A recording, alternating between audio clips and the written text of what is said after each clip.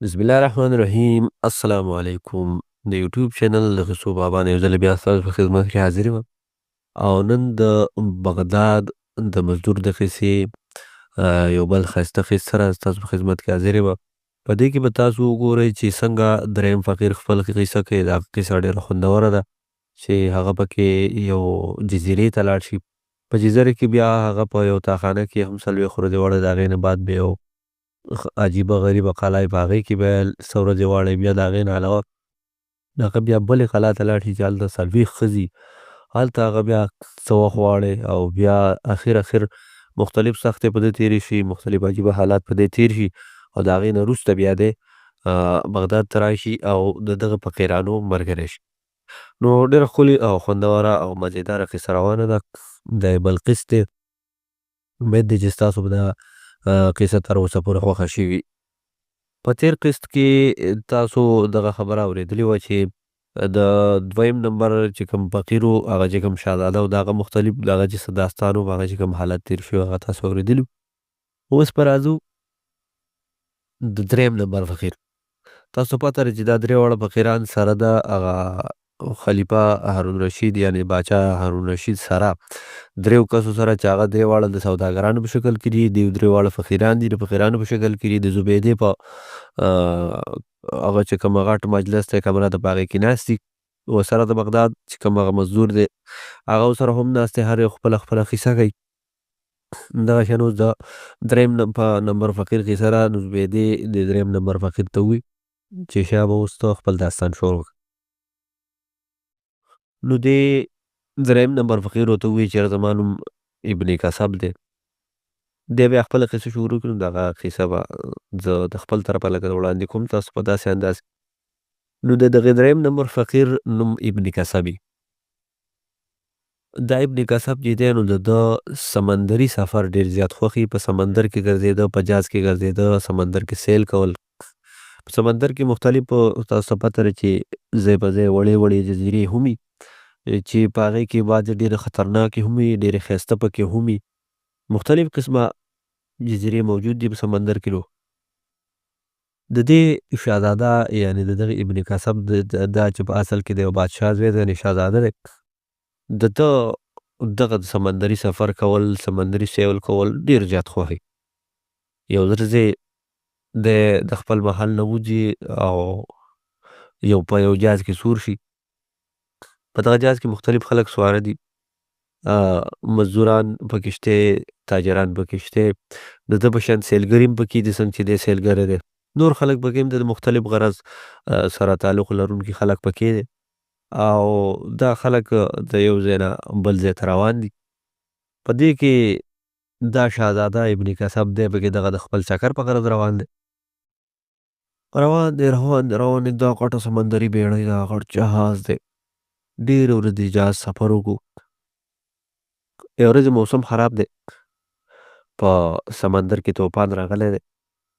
دا چاپې د غرونو مړه کېږي، څه یو طرف ته اړوي، څه بل طرف ته اړوي. دا جهاز چوتېږي او کښته لګي، چوتېږي او کښته لګي. سخت حالات خراب دي. په دې کې د جهاز کیپټن چې کوم په جهاز کې دغه اوچت ځای هغې ته ختلی دی، ګیر چاپېره د ماحول جایزه اخلي، اندازه اخلي چې څه حال احوال دي. چې په دې کې ناګهانه چغه کوي او ښکته رامنډې کړي. چې ښکته رامنډې کړي د ابن کسب له مخې له ورشي. دی ته تپوس وکړي چې یاره کیپټن صاحب ولې داسې اوترې، ولې داسې ګاګیر را روان یې؟ نو هغه ورته وایي چې یاره اوس یعنې زموږ د جهاز تباه کېده لازم خبره ده او د دې نه اوس هېڅوک هم نشي بچ کولی. نو هغه ته حیران شي ابن کسب او خفه هم شي چې ولې څه چل دی؟ یعنې د ابن کسب خو دا خیال چې دا طوفانونه او داسې چاپې مپې او دا موسم خرابېده خو دا خو په سمندر کې لازم خبره ده، دا پکې راځي چې بیا داسې څه مسله ده. نو دا کیپټن ورته وایي، یعنې د جهاز دا کوم کپتان چې دی ورته وایي چې ما دغه مخامخ ځای کې د مغناطیس یو غر ولیده او دا جهاز به زموږ اوس دغه غره له ځي او دغه غره سره به جنګېږي، ټکره به خوري او راغورځېږي به او زره کېږي به.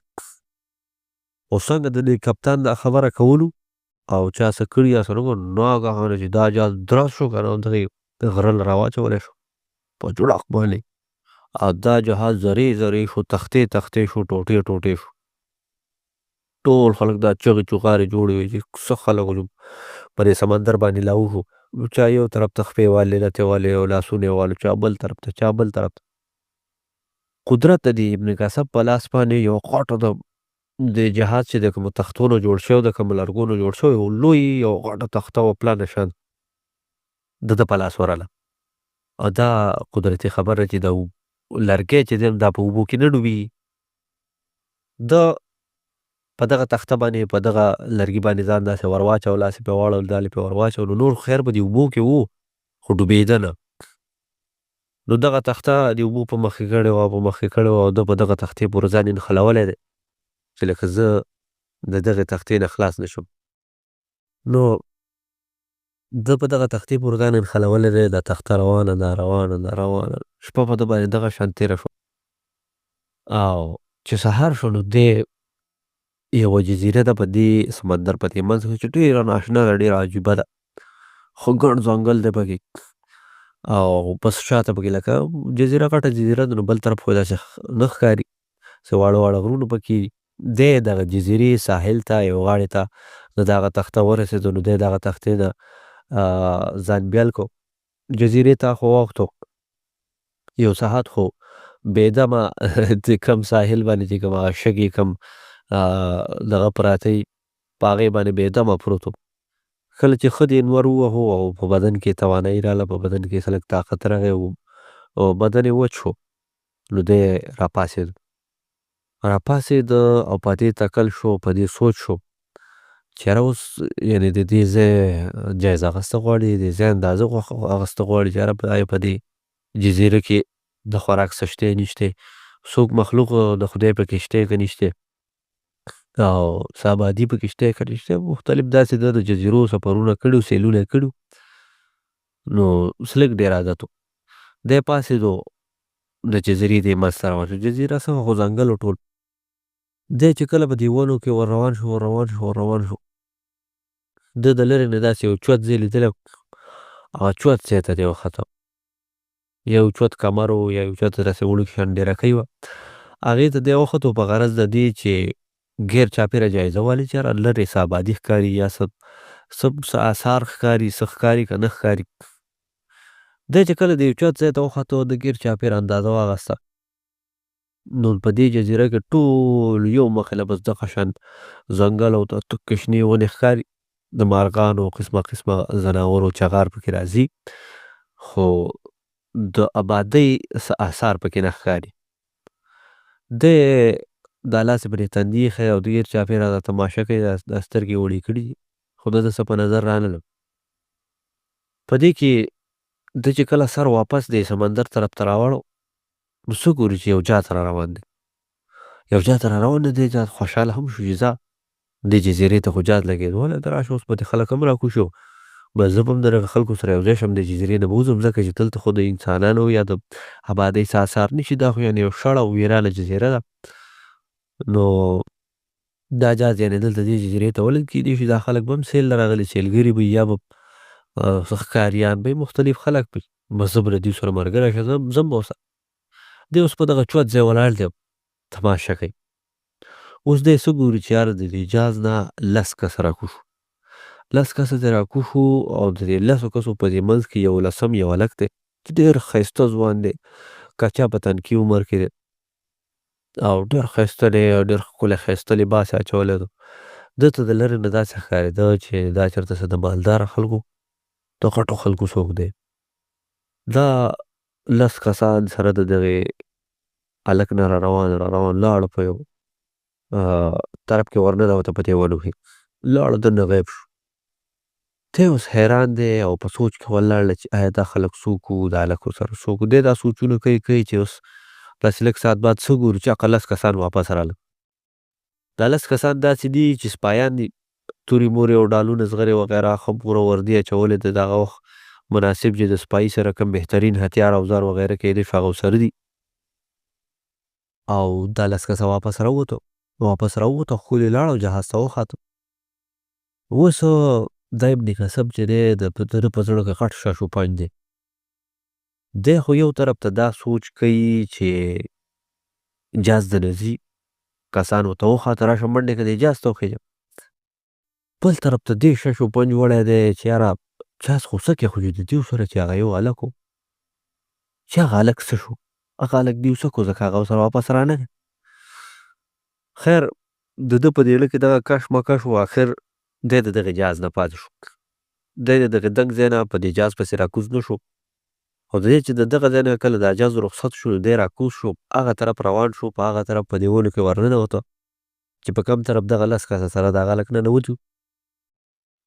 دی روان و دا جاښې او بوټي موټي دا یو طرف ته بل طرف ته کوي څه په چل ول دا لار برابرې په دې ونو کې روان دی. اندازې مطابق د ده چې څنګه اندازه کېدی شي چې سړي به په دې طرف تلي. ده چې ښه کله ده په دې ونو کې سفر وکړو، دی مخې ته یو ځای ته ورسېده چې داسې لږ د ونو په دې منځ کې داسې لږ کولاو شانتې ځای و، په هغې کې یو کمر و، غټه تبه یو غټ کمر و، او په هغه کمر په منځ کې یو دروازه تراشلی شوې وه، یعنې د یو دروازې ځای پکې جوړ کړی شوی و، په هغې باقاعده ښه یو دروازه لګېدلې وه. ته حیران شي چې یاره د دې ځنګل او دې جزیرې په دې منځ کې سمندر په منځ کې دلته داسې یو ناشنا ځای دی چې اوس په کمر کې دروازه تراشلی شوې ده، خو باقاعده پرې دروازه لګېدل. پړه کې تلوسې واغسته چې راشه ګورم چې دلته به څه. دی لاړه دغه دروازه یې کولاو کړه، څه ګورو چې یاره لاندې تیخانه ده، یعنې پوړۍ لاندې کوزې شوي دي، له پاسه څه نشته په دې کمر کې دننه. دی دا دروازه غلې په ځان پسې بنده کړه او په ورو ورو په دې پوړو کوزېدو غلې ځکه چې ماحول تیاره ده.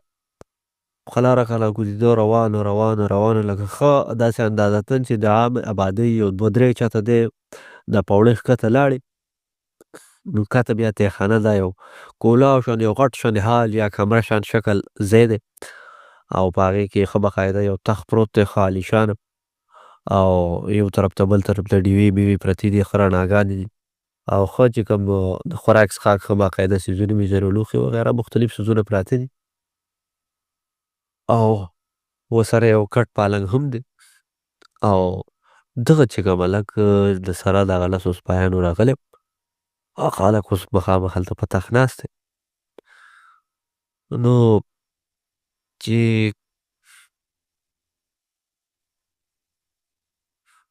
چې دغه هلک کله هم دا شهزاده ولیدو، یعنې د ابن قاسم یې ولیدو، رنګ یې سم زیړ شو او سم ویرېدو، یکدم راپاڅېد. چې کله شهزاده ته پته ولګېده چې یاره دا هلک خو زما نه ویرېده، نو ده ورته زر تسلي ورکوله، ورته ویل چې یارېږه مه، زه تا ته نقصان در کولو یا څه خطرې والا یا څه دشمن څوک نه یم. نو بیا لږ معمولي ونه کې د هغه ساه په ځای شو. چې لږ ساه په ځای شو، هغه باته خپل واپس کېناسته، دی لاړ سلام کلام یې ورسره وکړو، بیا ورسره خواته کېناسته، بیا ورته خپله ټوله قصه شروع کړه چې زه هم داسې د یو ملک بادشاه زوی یم، شهزاده یم، خپل نوم یې ورته لا نه دی ویلی، یو شهزاده یم او دغسې سیلګری یم او دغه شان زموږ جال سمندر کې یو غره سره وجنګېدو، زره خو د هغې نه بعد زه داسې مختلف سختو نه وروسته زه دې جزیرې ته راورسېدم، نن مې ستا کسان ولیده او ته ترې پاتې شوې، هغه لاړل، نو لکه پړه کې مې شک و، نو زه ځکه دلته رالم. دغه شهزاده یعنې دغه هلک چې کله د ده دا قصې واورېدې، نو بیا یې زړه په ځای شو، زړه یې مطمئنه شو او رنګ یې برابر شو. نو ده ته یې بیا وایي چې ښه زه بیا صحیح ده، ده ته یې بیا وایي چې زه هم د یو ملک شهزاده یم، داسې د خپل ملک نوم ورته والي، او زما پلار ته نجومیانو دا خبره کړې وه چې ستا دا زوی به 40 ورځو کې لکه د ده ژوند ته خطره ده، 40 ورځې. ابن کسب نوم یو شهزاده دی او د هغه شهزاده د لاسه به ستا دا زوی مري، نو ته داسې کار وکړه چې لکه زما پلار ته نجومیان ویلي چې ته دا زوی خپل د دې ملک نه لرې کړه، چې ته لرې په پناه ځای کې دی پټ کړه، 40 ورځې دی بچ شو د هغه د لاسو، نو بیا به لکه دی نه مري، او که 40 ورځو کې دننه د هغه په لاس ورغی، نو د هغه د لاسه به مري. اوس دغې وړوکي شهزاده ته خو د دې ابن کسب نوم نه دی معلوم، ده ورته خپل نوم ویلی هم نه دی، خو کله چې د ابن کسب دغې شهزاده دا خبره واورېده، ډېر زیات خفه شو، دا ړی سم راغوټه شو، هلک یې سوچ کوو چې یاره اخر به دې نجومیانو دا خبره ولې کړي، یعنې زما د لاسه به دومره ظلم ولې کېږي، دا خو دی یو عاجز او غریب او بېګناه انسان دی، غریب خو دی د باچا زوی دی خو لږه بې ضرره دی، معصوم دی، وړوکی دی. زما خو د ده سره څه کار شو چې زه به دا وژنمه. اصل کې د دغې ابن کسب یا د دوی د لاسه څه مرګونه داسې څه دغه د دوی د لاسه شوی هم نه دی. نو دا ابن کسب په دغې خفه شو چې یاره ما خو تر نن ورځې چېرته مرګ نه دی کړی. زه به ولې داسې بې ګناه مرګ کوم، دا به ولې دې نجومیان دا خبره کړي. خیر خو خبره وه د ځان له بړکې وساتله. د دغې شهزاده سره د وړوکي شهزاده سره به په دغه تیخانه کې اوسېده. په ځنګل کې به دې وګرځېده. په دغې جزیره کې مختلف ځنګلي مېوې به یې راټولولې او به یې خوړې. شپې ورځې دې تېرېدې. نور داسې مختلف دغې وړوکي شهزاده سره دغه سپایانو مختلف د خوراک څیزونه د دغه ځای کې د 40 ورځو تېرولو دپاره مختلف ساز و سامان د خوراک او د اغوستو او د څملاستو دا مختلف څیزونه یې د هغه سره راوړي ځکه چې د بادشاه زوی و. نو یو کم 40 ورځې خو په خیر خیریت تېرې شوې. دې هلک به دې شهزاده د ابن کسب به د وړوکي شهزاده ډېر زیات خیال ساته او ډېر زیات په پې خفه کېده. لکه څنګه چې څوک په خپل کشر ورور خفه کېږي، دی به په ده ډېر زیات خفه کېده او په زړه کې هغه خبره پرته وه. دی وایي چې یاره دې نجومیانو داسې خبره کړله خو زه به د هغې مخالف کومه. یعنې زه به د دې هلک ډېر غټ حفاظت کومه. د ځنګلي درنده ځناورو نه به حفاظت کومه، د ده به خیال ساتم، د ده د صحت حفاظت به کومه. دا خبره ده په ځان باندې ټکی کړې. نو دا یو کم 40 ورځې ده د دې وړوکي شهزاده ډېر غټ خدمت کړی. ډېر خیال یې ورله ساتلی. اوس په 40مه ورځ باندې دې ابن کسب داسې کار کړی چې دی بهر تللی و. لاړ شي او د دغه نه مختلف میوې راوړي، د ځنګل نه مختلف میوې راټولې کړي. دغه میوې راوړي. دی اوس په دغه تاخانه کې ناست دي. 40مه ورځ ده. په دغه تاخانه کې ناست دي، ګپ شپ لګوي او د دې دغه سره چاقو دی، د دې ابن کسب سره چاقو دی یا چاړه ورسره ده. دی پې دا فروټ یا کومې میوې چې دي ځنګلي دوی ده راوړي دي، دی پې کټ کوي چې د دې دپاره دی په شي پسې پاسي. او دا وړوکی شهزاده ناست دی. دی پاڅي، همدغه چاړه ورسره ده، لاړ شي اوبه څښي یا څه کار یې څه مختلف خو په غرض پاڅي د دغه دی، لاړ شي هغه کار وکړي. کله چې واپس دی راځي دغه شهزاده خواله او د شهزاده سره کښېني چې ناګهانه د ده خپه تاو شي او دی راوغورځېږي. چې راوغورځېږي نو د ده په لاس کې خو چاړه وي، چاقو ورسره. هر کله چې انسان راغورځېږي نو دی داسې لکه دا لاس داسې مخې طرف ته کړي چې ځان رامنېږي. نو ده دغه شان دا لاس داسې رامخې ته کړ خو د ده په یو لاس کې چاړه ده او دی ډایرکټ په دې شهزاده راوغورځېد. کله چې دی په دې شهزاده راوغورځېد نو نیغ سیده ډایرکټ د ده سره چې کوم دا چاړه ده د شهزاده په سینه ښخه شي او ډایرکټ د شهزاده زړه ووهي. او دغه وړوکی شهزاده او دغه ماشوم چې کوم دی، دغه هلک چې کوم دی، دغه د ټکه وانه وړي. دا ټکه وانه وړي او ډایرکټ مړ شي. دغه وړوکی شهزاده چې مړ شي نو دا ابن کسب ورته ډېر زیات وژاړي. ډېر زیات وژاړي. لاول خو په تادۍ کې دی کوشش وکړي چې یاره د ده څه حفاظت یا د ده څه علاج یا څه لکه د ده څه کوشش وکړي د بچ کولو، خو هغه د ټک نه نه اوښتی. دی ډېر زیات وژاړي، ډېر زیات ورته خفه شي. خو بیا سوچ وکړي چې یاره دا بدقسمتي او دا ظلم، دا بې انصافي دا به زما په نصیب کې وه، د ده دا مرګ به زما په نصیب کې و. کنې زه سوچ کوم چې یاره ما خو د ده دپاره داسې عمل مې نه غوښته. دی خو ما 40 ورځې د یو کم 40 ورځې مې دغه خلکو خبره مشرانو چې د سوي لاس په شانته مې ساتلی و. خیر ده ته پته ولګي چې یاره یو کم 40مه ورځ و، سبا به هغه د باچا هغه سپایان کسان به بیا راځي دلته د ده د واپس بوتلو لپاره. نو دی خپل خیر په دغې کې وګڼي چې یاره زه په وخته دې ځای نه وځم او لاړ شم او که یې چار شم هغه سپایان رالو نو هغه مې بغیر د مرګه نه پرېږدي، بل څه لار مې نشته. دی د دغه تاخانې نه راوځي او ډېر خفه په زړه ظاهر په مات زړه باندې دی بس په دې ځنګل کې په دې جزیره کې یو طرف ته روان شي. نو دی اوس په دې ځنګل کې روان دی په دغه جزیره کې روان دی چې کله د ښه پوره سفر و په یو ډیرکۍ باندې دی وختو، په یو غره باندې دی وختو. نو اخوا دی څه ګوري چې یاره ښکته په یو د ځنګل په دې منځ کې یا د جزیرې په دې یو غاړه کې یو غټ شانته قلعه ده. غټه شنته قلعه ده ډېره عجیبه. دی د دغې قلعه طرف ته روان شو چې آیا اوس په دې دومره ویرانه جزیره کې په دې شړه جزیره کې دا قلعه دلته څه ګوري اخر. خیر دی د دغې جزیرې د دغې قلعه طرف ته روان شو. لاړ لاړ لاړ لاړ چې کله دی دې قلعه ته ورنږدې شو نو څه ګوري چې د دې قلعه نه بهر ته 10 کسان ولاړ دي او دا 10 واړه کسان چې کوم دي د په یو شکل کې دي هم شکل دي. ده چې اوس دا 10 کسان داسې په یو شکل کې ولیدل نو ډېر حیران شو. ده لا سوچ کوي په شش و پنج کې دی چې دا یاره دا څوک دي دا څنګه یو شان دي حیرانه دی او دوی دلته څه کوي دا مختلف سوچونه ده په دې اړه کې زغلي رازغلي چې په دې کې په دې 10 کسانو کې یو په ده باندې غږ وکړو. ده ته یې ویل دلته راشه. دی چې کله ورغی نو د ده یې تپوس وکړو چې ته څوک یې او دلته څه کوې؟ ده ورته بیا خپله ټوله قصه وکړه خپل ټول داستان یې ورته ښه پاکه په پاکه واوړه. نو د هغو پې زړه وسوځېدو هغه ته یې ویل چې یاره زه هېڅ خبره نه ده مونږ سره به ایسار شي مونږ به دې د ځان سره دلته وساتو دلته به دې پرېږدو ځکه چې په دې جزیره کې په دې شړه جزیره کې دې سمندر په دې اوبو په دې منځ کې هم دا یوه قلعه ده. مونږ به درله د اوسېدو ځای درکړو خوراک څښاک به درکړو زوم سره به پاتې شي هېڅ خبره نه ده.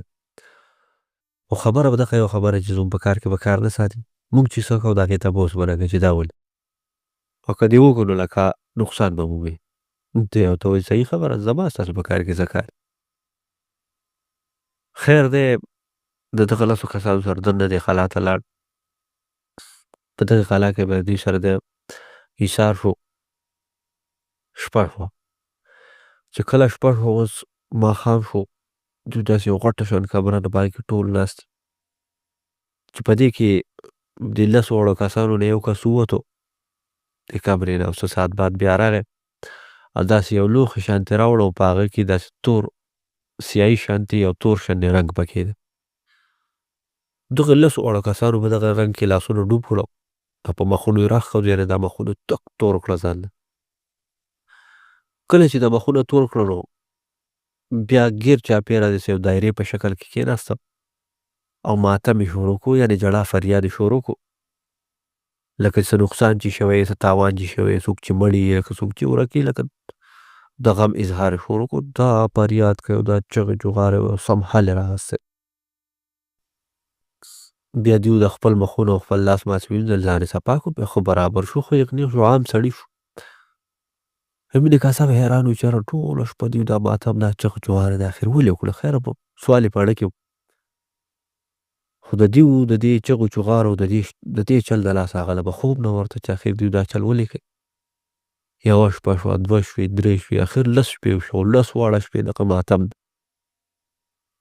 اخر د دې ابن کسب دې زړه صبر ورغو. ده ته یې ورځې تپوس وکړو چې تاسو د دې شپې دا مخونه تور کړئ او ټوله شپه دا ماتم او دا شور غوغا دا ولې کوئ اخر. هغوی که یو کس بیا وي چې هلکه قلاره کښېنه د دې راز تپوس مه کوه او تاوان به ومومي خو په قلاره کښېنه دلته خپل ژوند کوه او که څه طریقه دې د دې ځای نه د وتو جوړه شوه هم ښه او که نه نو د خوراک څښاک د خېټې بندوبست یې دلته کېږي نو ته څه کوې. خو دې ابن کسب ورته وویل چې نه د دې نه بعد لکه زه نور په خپل زړه برداشت نه شم کولی ما خپل زړه وخوړ دا 10 ورځې چې دا چل سره اوس ما ته حل وایه. نو هغه ورته وویل چې خامخا لکه ته دا راز معلومول غواړې. ده ورته وویل خبر وي صحیح دی وی نن ورځ خو لاړه سبا ورځ به داسې کار وکړو چې وختي به پاڅې چې وختي به پاڅې او بیا به ته د دې راز نه خبر شې. په دغه ورځ تېره شوه شپه شوه دغې سړو بیا د شپې ماتم وکړو سهار شو سهار وختي شو. ابن کسب له خو څه به د دوی د شور او غوا د لاسه به موله خوب نه ورته څه ورته هغو ته خبره کړو چې یاره سبا به د دغې راز نه خبر وکړو. نو دی د دغې دپاره سهار وختي پاڅېدلی و یخ لکه مثال کې خوب ولم نه ورغلی. نو کله چې دی وختي پاڅېدلی دغه سړي چې کله وزګار شو ځان یې صفا را صفا کړ او جوړ را جوړ شو نو بیا ده ته وی چې لکه ته په خپله خبره ټینګ ولاړ یې. ده ورته ویل زه په خپله خبره ټینګ ولاړ یم. وی ښه زه ته انتظار کوم که راځو. بیا دا 10 واړه کسان لاړل ځنګل ته او د څه وخت نه بعد دوی واپس راغله. خو دوی چې کله واپس راغلل نو د دوی سره یو پړانګ و چې دوی ښکار کړی و یعنې وژلی و. دغه پړانګ یې 4-5 کسه په مخ کې کړی دی او ریوړ. کله چې دا پړانګ دې قلا ته راوړ نو د دې پړانګ نه یې څرمنې ترې وایسته. څرمنې ترې وایسته خو روغه څرمنې ترې وایسته یعنې خرابه یې نه کړه. او بیا یې ده ته ویل چې ته داسې کار وکړه چې ته راشه په دې څرمن یا دا چې کوم ګوډی دی په دې ګوډي کې ورننوځه او موږ به په تا پسې دا څرمن وګنډو تا به پکې بند کړو. بیا ولې یو چاړه ورکړه یو چاقو له ورښود چې دا واله دا پړانګ به موږ په یو ځای کې وغورځوو چې هغې ته روح مارغان راځي. روح نومې مارغان دي غټ غټ مارغان دي. هغه روح نومې مارغان راځي د ښکار دپاره. هغو دا پړانګان هغو بس چې څه غټ شی په لاس ورغی نو د هغې ښکار کوي وړي خپلو بچو له پخپله یې خوري. نو چې کله روح مارغه راغی نو دا به یعنې دا به وګڼي چې دا پړانګ دی دا به اوچوتی یعنې تا به اوچت کړي د پړانګ پر څرمن کې ویې بیا به یو ځای د غره په ډیرګۍ کې یا د غره په سر باندې د هغې پړانګ جاله ده په بله جزیره کې هلته به دی کوشي خو چې څه ټایم لکه دی سره خوراک کوشش کوي نو په دغه ټایم کې به ناګهانه ته په چاقو باندې د دې دا څرمن موسې وبه وځي او چې کله ووځي نو ناګهانه به چغې چغارې شروع کړي شور به شروع کړي نو دا روح مارغه به ستا نه ویرېږي دی به وتښتي. چې کله دی وتښتو نو ته به نیغ په دغه غره باندې ښکته یخ ته راکوشي او هلته به تا ته یو قلا میلاو شو. بس د هغې نه خو ستا خپل قسمت دی تا ته به دا راز هم معلوم شي هر څه به درته معلوم شي. دې ابن کثب دا سوچ وکړو چې یاره یو خو د دې چغو چغارو نه ماتم نه خلاص شم.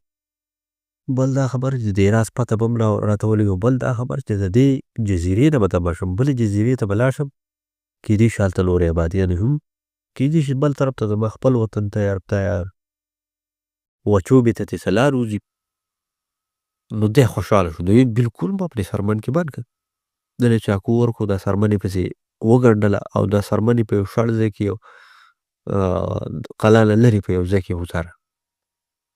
څه ساعت بعد واقعي یو روح مارغه راغی او چې دا پړانګ یې ولید چې یاره پړانګ پروت دی نو را چاپه شو پرې دا پړانګ یعنې دغه څرمن یې په خپو کې اوچته کړه او په هوا شو په مخه یې روان خو د پوره ګنټونو سفر نه بعد دا روح مارغه خپلې چالې ته خپل ځای ته ورسېد چې د غره په څوکه باندې په دنګ غره په سر باندې یو ځای هلته یې دغه پړانګ د پنجو نه کوز کړو.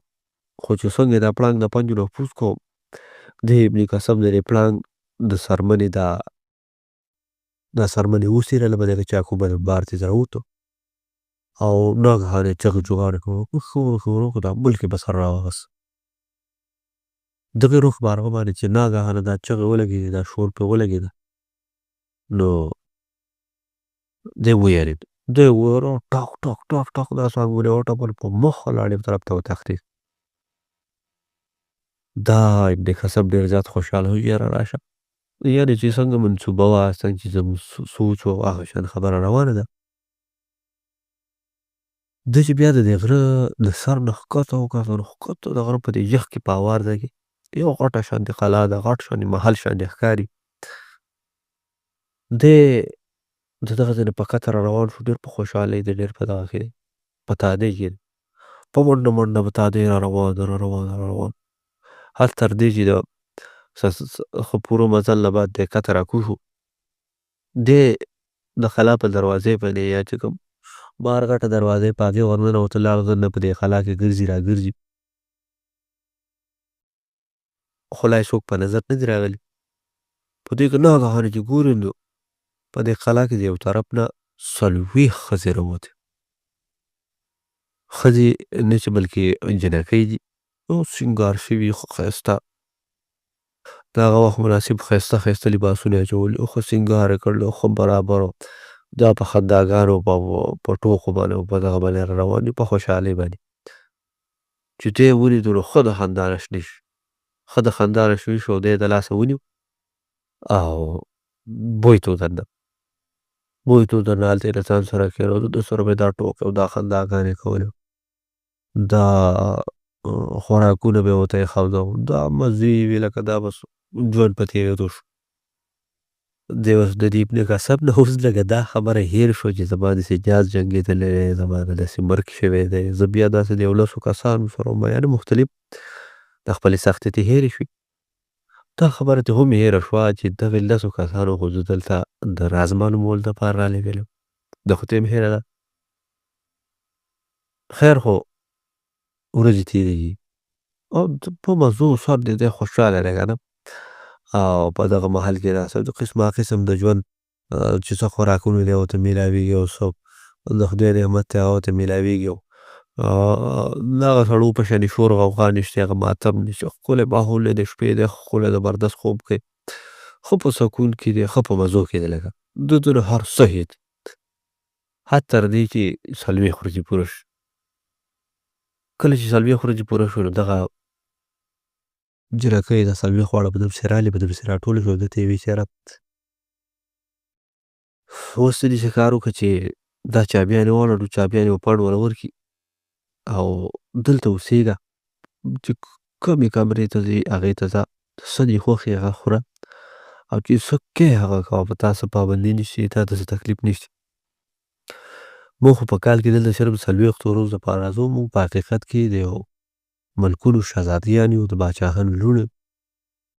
موږ دې څلوېښتو ورځو له دلته راځو خو ته به داسې کار وکړې چې تا ته بلکل اجازه ته دلته پاتې کېږه. ټولو کمرو ته ځه په دې محل کې یعنې په دې قلعه کې هر ګوټ ته ځه. یو کمره ورته وښایي چې دغې کمرې ته به نه ځې. که دا کمره دې کولاو کړه او دغې ته لاړې او څه نقصان دې ومونده نو لکه خپل به ذمهواری زموږ ذمهواري به دا ابن کسب ورته وویل چې ټیک ده. دغه څلوېښت کاله ښځې جنکۍ یا شهزادګۍ چې دغه د نن رخصت شي لاړې شي او دی په دې قلعه کې په دې محل کې پاتې شي. یوه ورځ تېره شي، بله ورځ تېره شي، بله ورځ تېره شي. خو د ده په دې زړه کې اوس دغه ټکی لګېدلی دی، د ده په دې مزغو کې دغه خبره اوس نیغه نیغه کېږي، نیغه نیغه کېږي چې یاره زه یعنې آخر دغې جنکو د دې کمرې نه ولې منې کړی؟ په دې کې به آیا چې څه وي پکې؟ په دې کې به څه داسې د خطرې شی چې دوی به دې منې کړی؟ بیا وایي چې نه په دې کې به څه ښه شی، څه قیمتي شی به پکې، څه قیمتي راز به پکې، ځکه زه دې ومنې کړی یم. خیر دې پوره ورځې وشو، د ده داړه د ده د مزغو نه دا خبره ونه وځي. د اخر یوه ورځ لاړ شو پاڅېد د دغه کمرې دغه دروازه کولاو. څوک چې دی دې کمرې ته ورسېد نو حق حیران شي دی. ډېر چاپېره قسمه قسم زر او جواهرات پراته دي، سره پراته دي، رنګارنګ کالي پراته دي او قیمتي کاڼي پراته دي. خو چې څه د ژوند هغه قیمتي څیزونه دي هغه په دغه کمره کې پراته دي، ډېرې پراته دي سب. او یو پکې یو اس ولاړ دی خو ډېر ښایسته او ډېر مزېدار اس دی، ښه مضبوط ښه طاقتور. ته حیران شي چې یاره په دې کمرې په منځ کې د اس څه ګوري، دی دلته څه کوي؟ ته یې لاړو چې غلی غلی دی اس لاړو اول خو ته یارېدې چې یاره دی څه وهل مهل یا چیچل دا خو نه کوي لتې متې. خو اس ډېر اصیل دی او ډېر دغه یې داسې داسې دا سر راښکته کړي او ده ته داسې خوشحاله خوشحاله کېږي. دا شهزاده ډاډ شو چې ډاډ شو دی دا سوچ کوي چې ښه لکه دې څلوېښتو جنګو د دې دپاره ماته وي چې ته به دې کمرې ته نه ځې. ته دا وګوره دا څومره مال دولت په دې کې پروت دی. نو ته وی چې راشه اول خو تر ټولو نه مخکې دې اس ته ورخېږمه، یو چکر له وومه په دې جزیره کې ګیر چاپېره ګرځمه چې آیا په دې جزیره کې څه دي او بیا به راشم او د دې محل د هرې کمرې خو زما سره سیم چابیانې پرتې دي او دلته به زه بیا راشم او د ترتیب څه طریقه برابر کړم دا مال به د دې ځای نه وباسم. خو لنډه خبره دا چې دی دې اس ته ورسور شو او څنګه چې دې اس ته ورسور شو او د دې نه مخکې چې ده څه سوچ کړی یا ده څه کوشش لکه ده څه کړي وو نو د آس په مخ کې شو. د آس په مخ کې شو، په دې دروازو ووتو، داسې په منډو روان دی چې د توپان به طرفدار. او دی اوس د کوني په شان دی، د آس په دې ملا پورې نښتی دی، د ځان کلک کړی، د آس روان دی خو داسې روان دی چې سم شغار جوړ دی. ده څه کوشش وکړو د دې آس ته رامنې کولو، ده ته د راټینګولو، ده ته د آس وی چې هسې به واګې راکاږي، هسې به کوششونه کوي. آس داسې روان و چې دا ملک یې سم بدبخت پرې را لاندې کو. روان روان روان دی، آس په مخکې کړی په مخکې کړی په مخکې کړی چې یو ساحل و، یعنې د دریاب غاړه هغې ته ورسېد. چې څنګه هغې ته ورسېدو ناګهان چې د آس داسې ځان راتاو کړو چې راتاو یې کړو، دا شهزاده خراب شو، لاړ ځای ابن قاسم هاخوا په شګو کې ولګېد، ګډ وډ په دې شګو کې وغورځېد. او کله چې په دې شګو کې وغورځېد نو بیا د آس راغی، دې ابن قاسم ته یې شا کړو، په دې خپلو دواړو لتو باندې د دې شهزاده را سپېږمې ووالې. نو دا یوه لته د ده د شهزاده باندې سترګه برابر شو، دا بله لته یې باندې سپېږمو برابر شو. نو د ده دا سپېږمې هم ماتې کړې، دا پوزه یې هم ماته کړه، دا یوه سترګه یې ولې وډزوله، یعنې دا یې ولې خرابه کړه. او بیا لاړ په مخه لاړ. دې شهزاده ته ډېر تکلیف ته لاس ته ډېر دغه ته لاس ډېرې چغې ووهلې. د دې آس د رامنې کولو ډېر کوشش وکړو، آس چې څنګه سترګې په رپ کې راغلی و دغسې واپس لاړ. دغه ابن قاسم دغه شهزاده بیا راپاڅېدو، ځان یې صفا که راپاک که، سترګه یې ختم شوی و، ډېر سخت په تکلیف کې و، ډېر غټ په عذاب کې و. او څه ورځې په دغه ځای کې په دغه ساحل باندې اخوا دېخوا کېده چې بیا دغه طرف ته یو جهاز راغی. او دغه جهاز کې هم مختلف سیلګري وو، مختلف خلک پکې وو چې دغې جزیرې ته د سیل کولو په غرض راغلي وو. دغه جهاز چې کله راغی دوی په دغې جزیره کې قیام وکړو، یعنې څه ورځې سیل یې وکړو، سفر یې وکړو، مختلف چکرې په دې جزیرو کې ووهلې. او چې کله بیا دوی واپس خپل جهاز ته ختل او روانېدلو، بیا ورسره دی هم ملګری شو، دی ورسره هم لاړ. او د دغې نه بعد او د دغې ابن قاسم وایي چې زه دغه جهاز کې کله وختم را روان شوم، نو کله چې وچوبې ته رالم نو ما بیا فقیري اختیار کړه، یعنې ځان مې یو فقیر جوړ کړو او په سفر شوم، او په سفر کې زه دې بغداد ته نن راورسېدم. او نن چې دې بغداد ته راورسېدم نو بیا مې نن سهار د دې دوو فقیرانو سره ملاقات وشو، او اوس هم نن د دوی سره رالم، او لکه دلته مې زموږ دا شپه راله، بس دغه زما د ژوند حالات دی. نو کله چې د دریم فقیر دا خپله قصه ختمه کړه نو زبیدې د ده په دې حال باندې هم ډېر افسوس وکړ، یاره ستا د ژوند دا قصه خو هم ډېره دردناکه ده. بیا یې ده ته وویل چې ته د دې بقایا فقیرانو سره کښېنه. بیا زبیدې د هارون او جعفر وزیر او یو مسرور غلام سره دوی طرف ته اشاره وکړه چې ها اوس تاسو خپله قصه کوئ. په دې کې چې د هارون باچا د خولې نه څه غږ راویستی، ډایرکټ دا جعفر وزیر پرې مخکې شو او دې زبیدې ته وویل چې یاره زموږ هېڅ قصې نشته، موږ خو سوداګران یو، پلانکي ځای نه راغلي یو، دلته سوداګرۍ یعنې تجارت له راغلي یو او واپس وځو، زموږ څه قصې میسې نشته. کله چې زبیدې دا خبره واورېده نو د خپل غلام ته اشاره وکړه، غلام راغی هغې ته یې وویل چې دا درې واړه وباسه. دغې غلامانو دا درې واړه یعنې هارون باچا او سره جعفر وزیر او سره دا بل کس، دوی د زبیدې د خپل کوره یا د خپل بنګلې نه راوویسته.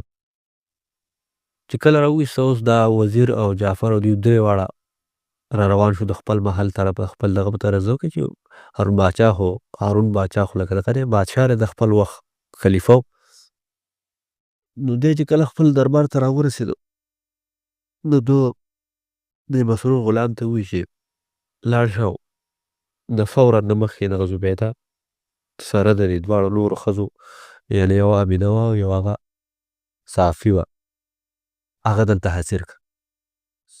مسرور سره د سپایانو سره د شاهي چې کومه دسته وه د هغې سره لاړ او زبیدې ته یې د بادشاه پیغام واورو.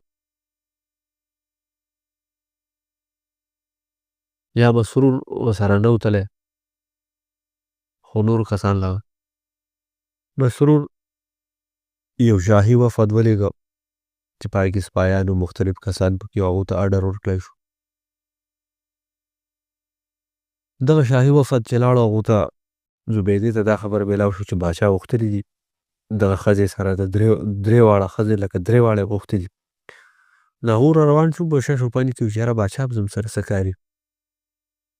کله چې زبیده سره د دوه ښځو په دربار کې حاضره شوه او چې کله د زبیدې په ستر کې په تخت باندې ناست د هارون باچا په مخ باندې ولګېد نو هغه ویرېده، رنګ یې زیړ شو، رنګ یې زیړ وتښتېد، ورته پته ولګېده چې یاره دا خو هغه کس دی د سوداګر په شکل کې زما په مجلس کې وختي ناست و.